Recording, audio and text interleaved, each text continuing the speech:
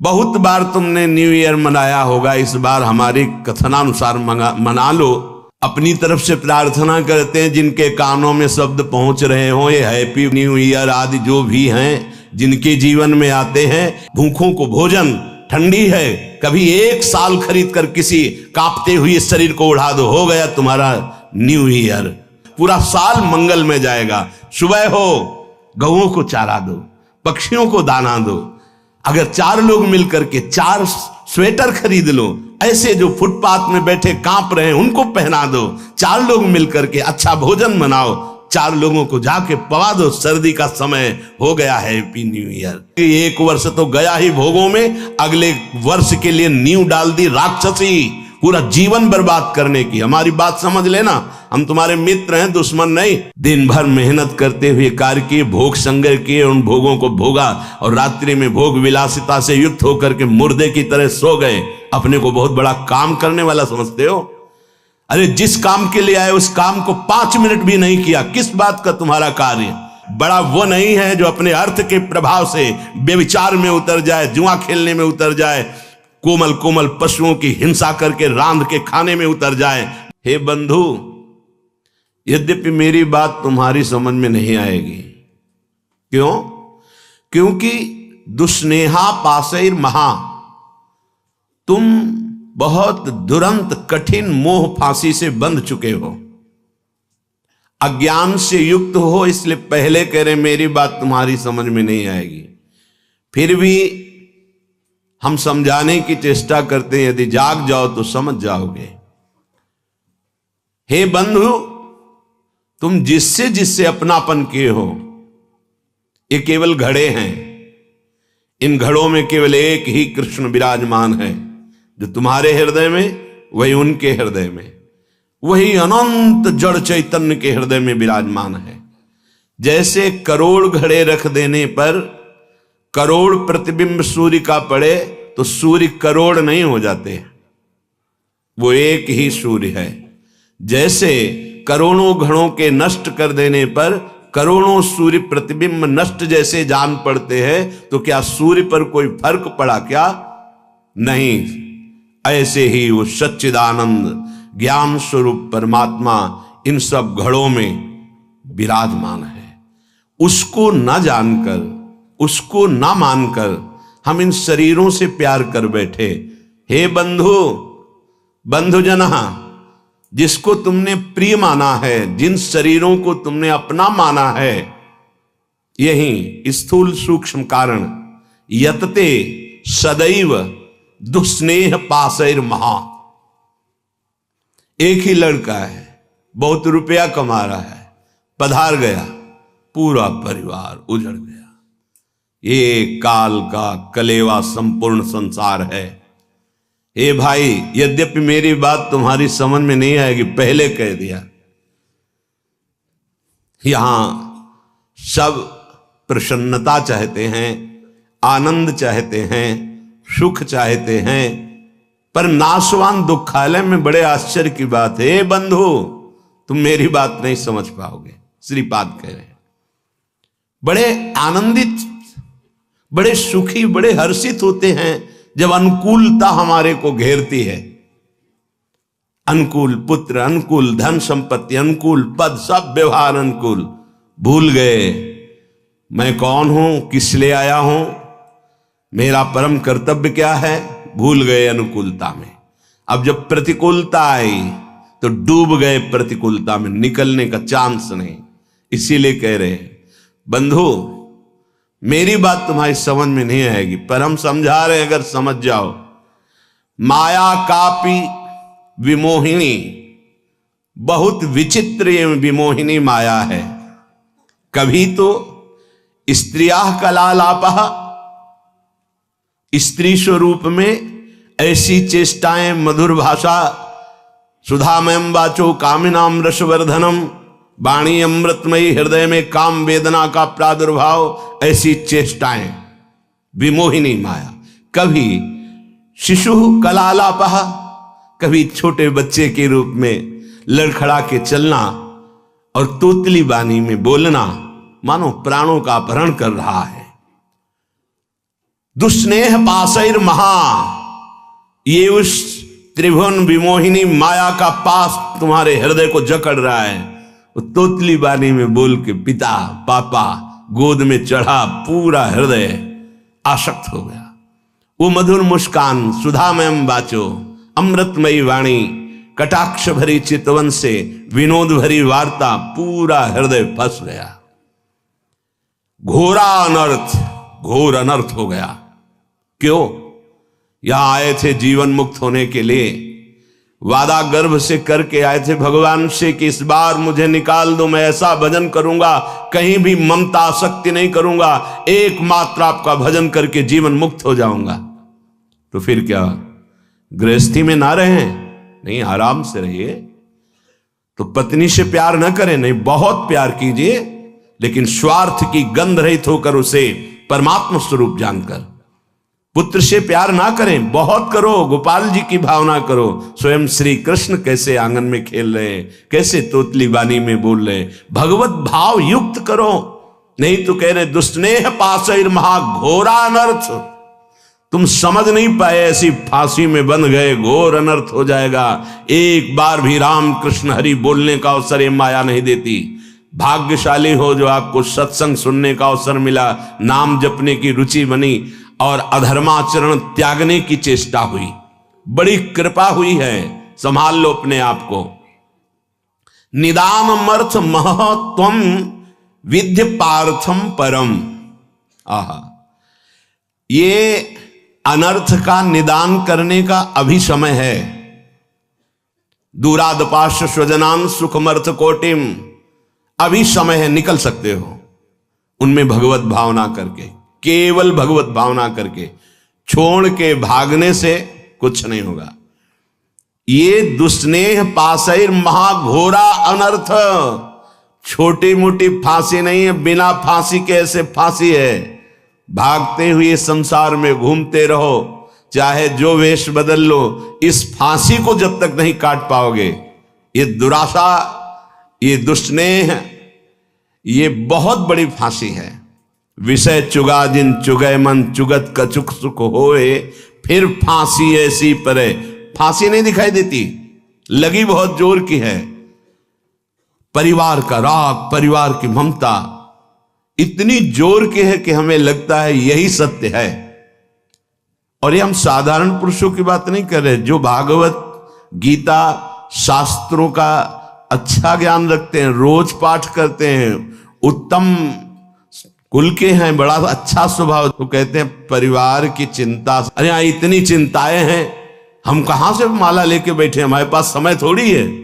भैया जब काल आवे ना तो यही उत्तर दे देना, यम आवे तो यही उत्तर दे देना। लोग समझते हैं बाबा जी के पास कोई कार्य नहीं। कै बजे तुम जगते हो, कितना कार्य करते हो? शारीरिक श्रम केवल ही तो करते हो, मानसिक श्रम में आके देखो, मन को घसीट कर विश्व के प्रपंच से विश्वातीत भगवान में लगा के दिखाओ 5 मिनट, होश खराब हो जाएगा। बाबा जी का वो कार्य थोड़ी है। संपूर्ण राग का त्याग करके संपूर्ण भोगों की वासनाओं को सहते हुए सच्चिदानंद में वृत्ति लगाना, दिन भर मेहनत करते हुए कार्य किए, भोग संग्रह किए, उन भोगों को भोगा और रात्रि में भोग विलासिता से युक्त होकर के मुर्दे की तरह सो गए। अपने को बहुत बड़ा काम करने वाला समझते हो? अरे जिस काम के लिए आए उस काम को 5 मिनट भी नहीं किया, किस बात का तुम्हारा कार्य? जब यहां से जाओगे तो एक मात्र तुम्हारे शुभ अशुभ कर्म तुम्हारे साथ जाएंगे, कोई नहीं जाएगा। घोरा अनर्थ, घोर अनर्थ कर दिया।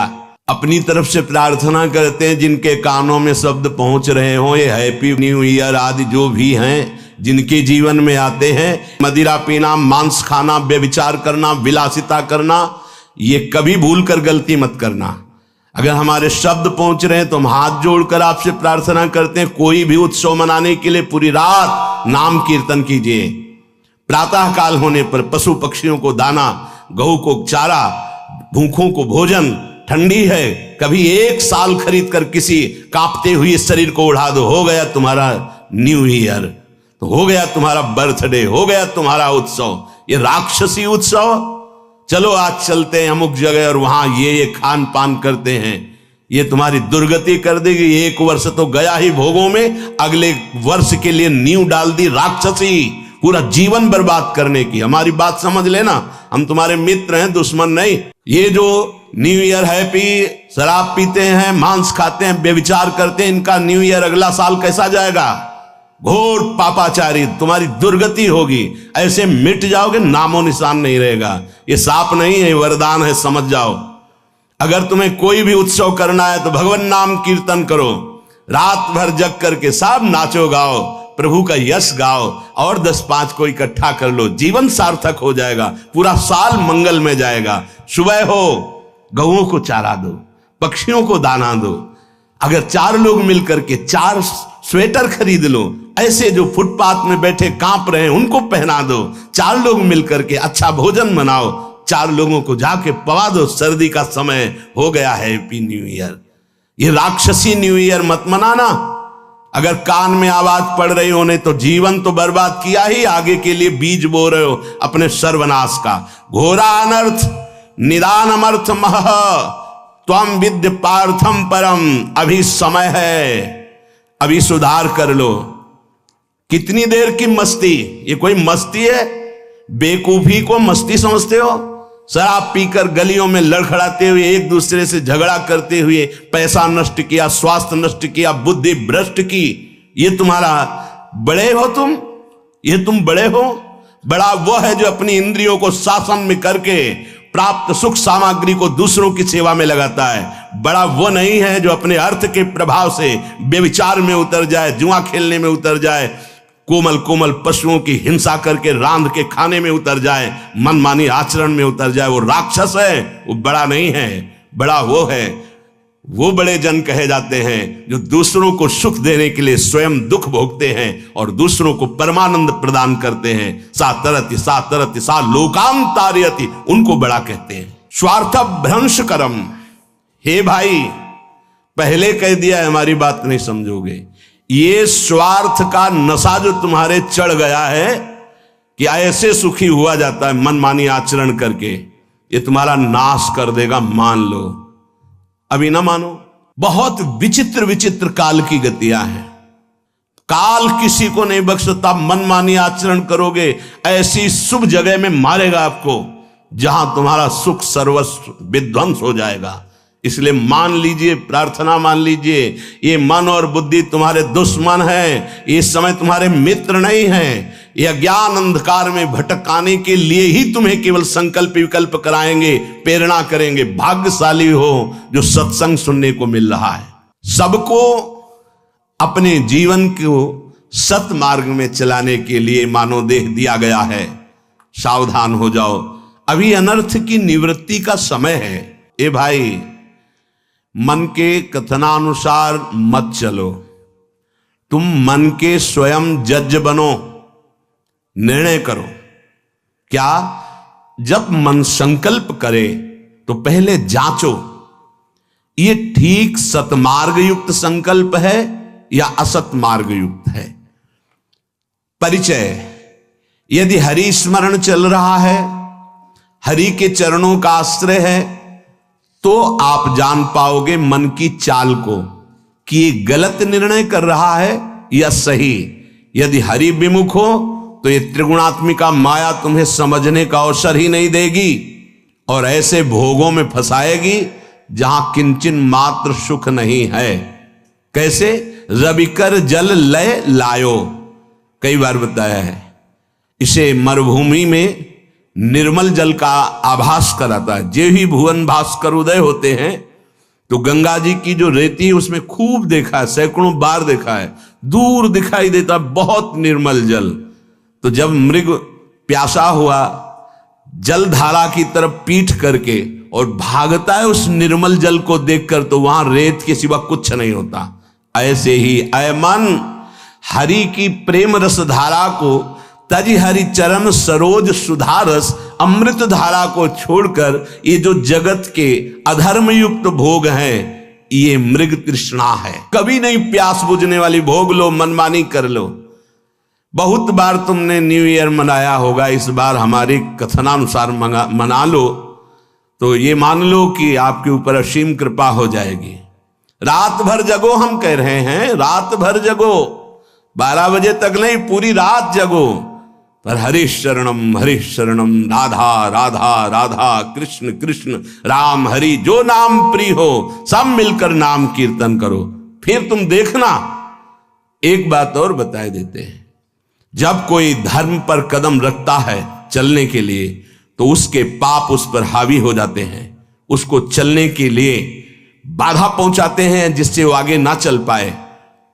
वर्तमान को सह जाना, तुम्हारा भविष्य इतना मंगलमय होगा कि कोई बाधा तुम्हें स्पर्श ही नहीं कर सकती। वर्तमान में प्रारंभ में ही शुरू हो सकता है।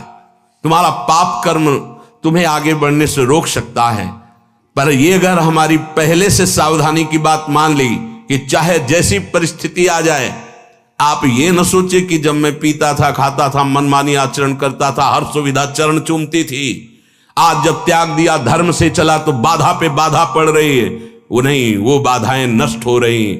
आगे तुम्हारा मार्ग परम सच्चिदानंद प्रकाशमय सुखमय है। भविष्य तुम्हारा बड़ा मंगल होगा और ये जन्म का परम लाभ तुम ले पाओगे। वर्तमान के भोगों में फंसकर अपना नाश मत करो। तजी हरि चरण सरोज सुधारस रविकर जल लय लायो। हर बार मन कहता है कि ये खा लूं तो ठीक हो जाएगा, मन ठीक हो जाएगा, ये भोग लूं मन ठीक हो जाएगा, ये पी लूं, ये देख लूं, ये कर लूं। कब तक? धिक्कार है ऐसे मन और धिक्कार है ऐसे अपने को कि हर बार इसकी बात मान लेता हूं कि शायद अब की बार सुख मिल जाए, लेकिन फिर हाथ में वही तृष्णा, वही भोग वासना, वही दुर्वासना। कभी तो पलट कर इसको जवाब देने की हिम्मत रखो कि अरे दुष्ट, बहुत फंसाया अब तक। अब सदगुरुदेव मिल गए, अब सत शास्त्रों के वचन मिल गए, अब मैं तेरी चाल समझ गया, अब तू नहीं फंसा पाएगा। लेकिन 2 घंटा पहले कसम खाइए और 2 घंटा में तुम्हें फिसला ना दे तो बता देना। 2 घंटा में भूल जाओगे कि हमने कसम खाई, फिर वही हरकत, फिर वही चेष्टा, फिर वही संकल्प। क्यों? क्योंकि नाम जप नहीं। श्री हरिवंश नाम बल्लहो, अपने मन भाई सब कहो, रहो शरण हरिवंश की। अगर नाम जब चल रहा है तो जहां चाहो वहीं, जो पैर वाली ब्रेक और हाथ वाली ब्रेक, दरे में गाड़ी को खड़ी कर दो, एक कदम नहीं जाएगी। ऐसे ही जिस समय नाम जब चल रहा है और भगवान के चरणों का आश्रय, तो जहां चाहो वहीं मन को रोक दो। ऐसा नहीं है कि मन इतना बलवान है कि भगवद आश्रित के आचरणों में वो कुमार्गामी प्रवृत्तियां पैदा कर दे। भूल न दे कुमारक पाऊं, ऊसर बरसई तृण नहीं जामा, संत हृदय जिम उपज न कामा। जैसे ऊसर में कितनी भी वर्षा हो घास नहीं जगेगी, ऐसे कितने भोगों का सानिध्य हो, भगवत चित्त में कभी काम जागृत नहीं हो सकता, वासना जागृत नहीं हो सकती। भगवत चित्त आप ही हैं, कोई और नहीं है। आप भगवान के अंश हैं। नाम जप नहीं है तो रोज कसम खाओगे, रोज टूटेगी। खूब अनुभव की बातें कह रहा हूं, खूब देखे हुए, सुने हुए, समझे हुए ये बातें हैं। यदि नाम जप नहीं है तो दोपहर के कसम खाओगे, शाम के वही क्रिया करोगे जिसकी कसम खाई है, वही व्यसन, वही आदत, वही चेष्टा। भगवान नाम जप, भगवद आश्रय। आगे बहुत विचार पूर्वक गोस्वामी जी अपने को विचार करने के लिए शब्द बोल रहे हैं। त्रिजग देव नर असुर अपर जग जोनि सकल भ्रमी आयो, ग्रह बनिता सुत बंधु भये बहु, मातु पिता जिन जायो, काहे को फिरत मूढ़ मन धायो। कभी सुअर बना, कभी कुत्ता बना, कभी पशु बना, कभी पक्षी बना, कभी देवता बना, कभी मनुष्य बना, कभी राक्षस बना। न जाने किस किस योनि में मैं जन्मा। हर योनि में मुझे सब सुख ये मिले जिन सुखों को तुम मानव देह धारण करके भोग रहे हो। छोटे छोटे पशु पक्षी भी मैथुन करते हैं, उनके भी अंडे और बच्चे होते हैं। जितना आपको प्यार है उतना उसको भी प्यार है। जितना बढ़िया मोटे गद्दे पे शयन करने में आनंद लेते हैं, सुअर उतने कीचड़ में आनंद लेता है। जो आप मीनू बना के होटल में खाते हैं, सुअर विष्ठा में उतना ही आनंद लेता है। ध्यान रखना, जितना आप विषय भोगों में सुख लेते हैं, हर जीव वैसे ही। जैसे आप नींद का सुख, वैसे ही हर जीव। अंतर क्या रह गया भाई? अगर सच्चिदानंद प्रभु का नाम जप नहीं हुआ, प्रभु का आश्रय नहीं हुआ, शुद्ध ज्ञान प्रकट नहीं हुआ, तो तुम में सुअर कुत्ता पशु पक्षियों में अंतर क्या रहा? बड़े महापुरुष कह रहे हैं, तिनते खर सूकर स्वान भले, जड़ता बस जे न कहां कछुए। कौन सा ऐसा देह है जो आज तक हमें मिला ना हो? फिर सुन लो, राजसू यज्ञ हो रहा है, एक चीटा छोटा सा अन्न कण लिए टांग टूटी लड़खड़ा के चल रहा है। अर्जुन जी ने कहा, भगवान कभी इस पर दया करो, देखो इसकी हालत। बोले 14 बार इंद्र बन चुका है। अपने को लगता है टूटी टांग चीटा कितना कष्ट पा रहा है सृष्टि में, 14 बार इंद्र बन चुका है, तो अपने क्या क्या बन गए होंगे? गोस्वामी जी कह रहे, पशु पक्षी सुअर कुत्ता त्रिजग योनियों में देवता बने, मनुष्य बने, राक्षस बने, क्या क्या नहीं बने। अब इस समय अवसर मिला पुनः मानव देह मिलकर, तो ये मूर्खता सवार हो गई। फिर वही भोग, फिर वही पापाचरण, फिर वही मनमानी। क्यों? क्योंकि घर में यही शिक्षा दी जा रही, गृह बनिता सुत बंधु भय बहु, मात पिता जिन जायो, जाते निरय निकाय निरंतर, सोई इन तो ही सिखायो। इन सब ने जितने संबंधी मिले, कभी ये नहीं बताया कि बैठ करके भगवान का नाम जप कर थोड़ी देर तेरा परम मंगल हो जाएगा, तेरी बुद्धि शुद्ध हो जाएगी। जिससे हमें नरक मिले, घोर दुख मिले, वही आचरण मेरे माता पिता ने, परिवार वालों ने सिखाया। मात पिता बाल कहीं बुलावें, उदर भरे सोई जतन सिखावें। बढ़िया धन कमाने लायक बनो, सुख सुविधाएं एकत्रित करो, हमें खूब भोग सामग्री प्रदान करो। यही कभी नहीं बताया कि धर्म किसे कहते हैं, सत्य किसे कहते हैं, भगवान कौन है, जितेंद्रियता किसे कहते हैं, ब्रह्मचर्य किसे कहते हैं, संयम किसे कहते हैं। खुद को पता नहीं तो क्या बताएंगे?